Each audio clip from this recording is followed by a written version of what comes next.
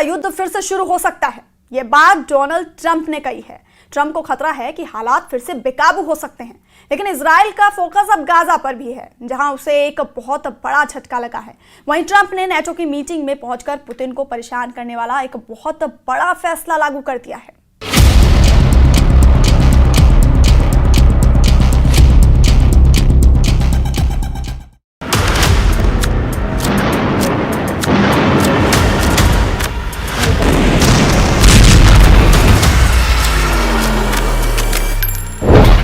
Iran और Israel का cease fire कब तक रहेगा, इसका खतरा बना हुआ है। लेकिन ऐसे हमलों का खौफ अब दो सबसे बड़े फ्रंट पर बढ़ने लगा है और यहां 100% गारंटी है कि तबाही हर रिकॉर्ड को तोड़ देगी। पहला फ्रंट है गाजा और दूसरा फ्रंट है यूक्रेन। एक तरफ फंसे हैं बेंयामिन नेतन्याहू और दूसरी तरफ व्लादिमीर ज़ेलेंस्की। नेतन्याहू की बमबारी जारी है, लेकिन हमास के हमलों ने इजराइल को बड़ी टक्कर देनी शुरू कर दी है। दूसरी तरफ रूस ने यूक्रेन पर हमले तेज करके बता दिया है कि जून में नहीं तो जुलाई में ज़ेलेंस्की की फौज का काम तमाम कर देगा रूस। जब ईरान और इजराइल का युद्ध चल रहा था, तब हमास और पुतिन ने अपने दुश्मनों पर ऐसा कहर बरसाया है कि दोनों फ्रंट आग उगल रहे हैं। गाजा के खान यूनुस इलाके में इजराइल की सेना को बहुत बड़ा झटका लगा है। हमास के हमले में 1-2 नहीं 7 सैनिक एक साथ मारे गए हैं। इस खबर ने इजराइल के हर कमांडर को डरा दिया है, क्योंकि जिस हमास के खिलाफ इजराइल 600 दिन से लंबा युद्ध लड़ रहा है, वो हमास अब भी इजराइल के सैनिकों को मार रहा है।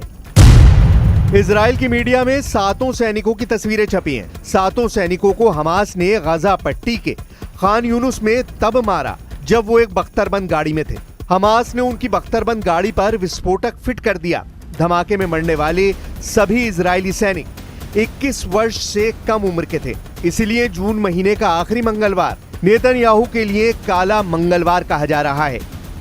हमास के इस तरह के हमलों ने इजरायली सेना के पावर सेंटर में तहलका मचा दिया है। ऐसे हमले लगातार तेज हो रहे हैं। कोशिश है कि नेतन्याहू की फौज में नया डर पैदा किया जा सके, क्योंकि ऐसे धमाकों में न सिर्फ इजराइल का टैंक फट रहा है, बल्कि इजरायली सेना की ताकत वाली छवि भी चकनाचूर हो रही है।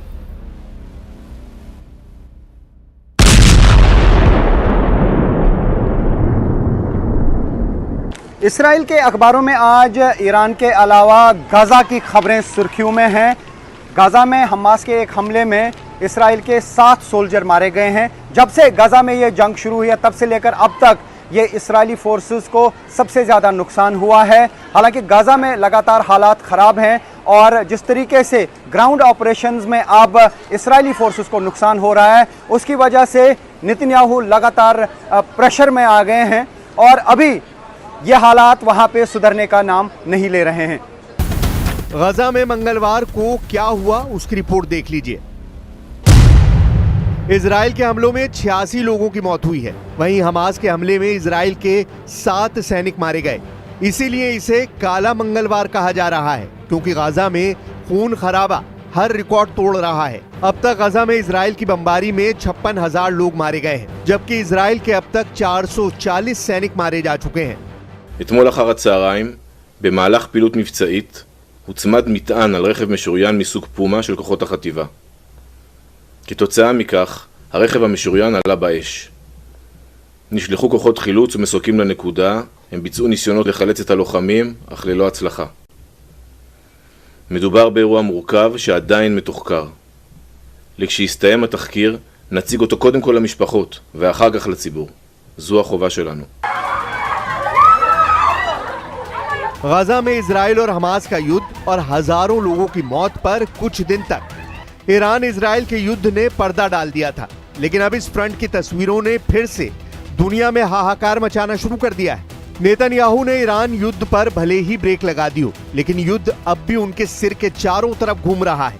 लेकिन हमास के कब्जे में 23 बंधकों को लेकर नेतन्याहू अब भी दबाव में है। वो जानते हैं कि अगर उनका युद्ध तेज हुआ तो बाकी बचे बंधकों को बचाना मुश्किल हो जाएगा। עלינו להשלים את המערכה נגד הציר האיראני, להכריע את החמאס ולהביא לשחרור כל חטופינו, החיים והחללים כאחד. ולמשפחות החטופים אני אומר, לא הפסקנו לרגע אפילו לרגע, כולל בזמן המלחמה, את המאמצים להחזיר את כל חטופינו הביתה. שוב, החיים והחללים כאחד. ואנחנו לא נרפה מהמשימה הקדושה הזו עד שהיא תושלם. मैं इस वक्त टेल अवीव में हूँ। यहाँ से गाज़ा को लेकर जो रिपोर्ट आ रही है वो इसराइल को परेशान कर रही है। गाज़ा में इसराइल की सेना पर हमले तेज़ हो रहे हैं। गाज़ा में इसराइल की सबसे ख़तरनाक मशीन यानी उसके टैंक और बख्तरबंद गाड़ी आसान टारगेट बन रहे हैं, क्योंकि हमास के एंटी टैंक दस्ते अब भी गाज़ा में कई जगहों पर एक्टिव हैं। लगातार हमलों के बीच नेतन्याहू भी बहुत प्रेशर में हैं, क्योंकि बहुत से बंधक अब भी हमास के कब्ज़े में हैं। पूरे गाज़ा में ग्राउंड ऑपरेशन चलाए जाने के बाद उनको छुड़वाना आसान नहीं हो रहा है। एक तरफ नेतन्याहू दिखा रहे हैं कि गाजा में क्या हो रहा है, हमास से कैसे अब तक 23 बंधकों को छुड़ाने की कोशिश जारी है, कैसे उनकी फोर्स लगातार गाजा में ऑपरेशन कर रही है, और ईरान के बाद अब इजराइल का पूरा फोकस गाजा की जंग को समेटने का है। वहीं व्लादिमीर ज़ेलेंस्की ने रूस के हमलों को वायरल करके बता दिया है कि यूक्रेन पर ऐसी मार पिछले करीब 3.5 सालों के युद्ध में नहीं पड़ी। यूक्रेन के हर बड़े शहर को पुतिन की मिसाइल और कामिकाज़े ड्रोन दहला रहे हैं। पुतिन के इन्हीं हमलों का मुंहतोड़ जवाब देने के लिए ज़ेलेंस्की ने बड़े मौके पर चौका लगाने की कोशिश की है। नेदरलैंड्स में नेटो की सालाना बैठक में ज़ेलेंस्की भी पहुंचे, और जब ग्रुप फोटो हुई तो उसमें आप ज़ेलेंस्की को भी देखिए और ट्रंप पर भी नजर डालिए। 32 देशों के इस मिलिट्री ग्रुप को सोवियत संघ का विस्तार रोकने के लिए तैयार किया गया था, और ये ग्रुप ज़ेलेंस्की यानी यूक्रेन के मुद्दे पर पुतिन से लड़ने के लिए तैयार बैठा है। लेकिन मुश्किल ट्रंप ने खड़ी कर दी है। ट्रंप नहीं चाहते कि ऐसा हो। जैसे ही ज़ेलेंस्की ने नेटो मीटिंग के लिए कोटनुमा जैकेट पहनकर नेदरलैंड्स जाने की तैयारी की, पुतिन ने यूक्रेन के कई शहरों पर मौत बरसानी शुरू कर दी। यूक्रेन में हुए ताजा हमलों में 26 लोगों की मौत हुई है और 200 से ज्यादा घायल हुए हैं। चौथे साल में पुतिन यूक्रेन को नहीं बख्श रहे और उनकी फायर पावर लगातार बढ़ती जा रही है। यूक्रेन में अब तक 12,000 से ज्यादा नागरिक मारे जा चुके हैं। यूक्रेन पर रूस के हमले बता रहे हैं कि पुतिन अब इस युद्ध को बहुत जल्दी समेटना चाहते हैं, लेकिन बड़ा खतरा आगे है, क्योंकि पुतिन की नजर अब उन देशों पर है जिन्होंने ज़ेलेंस्की की मदद करके रूस को बहुत ज्यादा नुकसान पहुंचाया है। ये बात ज़ेलेंस्की अब पूरे नेटो ग्रुप तक पहुंचाना चाहते हैं। लेकिन दिक्कत यह है कि 28 फरवरी 2025 की मुलाकात अब भी ट्रंप को उतनी ही याद है जितनी ज़ेलेंस्की को। ग्रुप फोटो के दौरान दोनों के जहन में वो तस्वीर आज भी ताजा है। ट्रंप ने ओवल ऑफिस में ज़ेलेंस्की को बुलाया था, लेकिन दोनों के बीच ऐसी बहस हुई कि पूरी दुनिया उन पर हंसती नजर आई। इसी मीटिंग ने ट्रंप और ज़ेलेंस्की के रिश्तों में ऐसी दरार डाली कि अब तक पैचअप यानी वापस रिश्ते सुधरने की तरफ बढ़ना आसान नहीं होगा। यूक्रेन में लगी आग बता रही है कि पुतिन अब क्या करने वाले हैं। खार्किव को जलाकर रूस का अगला टारगेट कौन बनने जा रहा है, ये तस्वीरें बता रही हैं। कैपिटल कीव से लेकर खार्किव और सूमे हर शहर में रूस की फौज लाशों का पहाड़ खड़ा करना चाहती है। लेकिन परमाणु बेस पर हमले के बाद यूक्रेन पर रहम के लिए अब पुतिन के दिल में कोई जगह नहीं। 3.25 साल के युद्ध में पुतिन के शोलों की तादाद बढ़ती जा रही है। रूस में सुरक्षा परिषद के उपाध्यक्ष दिमित्री मेदवेदेव, जो रूस के राष्ट्रपति भी रह चुके हैं, उन्होंने कहा है कि यूक्रेन से बातचीत का बस एक मकसद है, संपूर्ण जीत और यूक्रेन में नाजीवाद हुकूमत की 100% तबाही। लेकिन पुतिन के इन इरादों को टक्कर देने के लिए यूरोप में नई कोशिश शुरू हो गई है।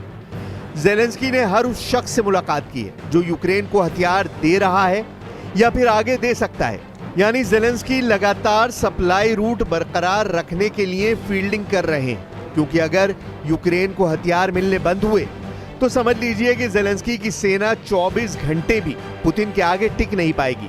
और ये बात डोनाल्ड ट्रंप भी बहुत अच्छी तरह जानते हैं। रुकेंगे बहुत छोटे से